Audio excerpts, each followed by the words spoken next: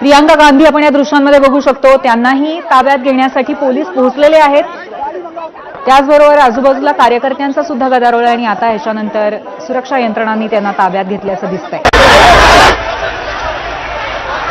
साधारणपणे 3 तासांपासून हे ठिय्या आंदोलन पंतप्रधानांच्या घराबाहेर काँग्रेसकडनं सुरू आहे।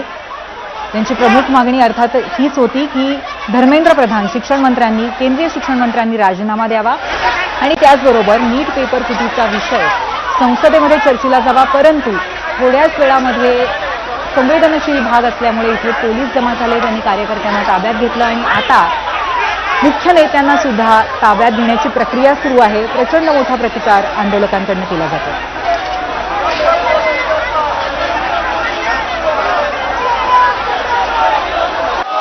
आपले प्रतिनिधी सोमेश कोलते आपल्यासोबत आहेत। सोमेश, सध्या नक्की परिस्थिती काय आहे? सर्व कार्यकर्त्यांना आणि त्याचबरोबर नेत्यांना ताब्यात घेतलंय का पोलिसांनी?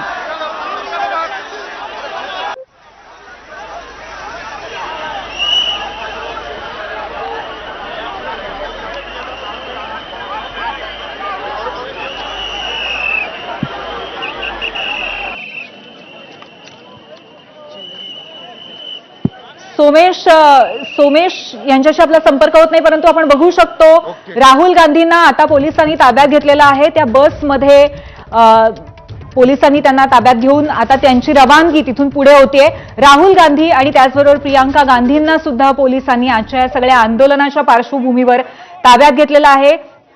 मगाशीच आपण पाहिलं जितेंद्र सिंग यांनी असं स्पष्टपणे म्हटलेलं होतं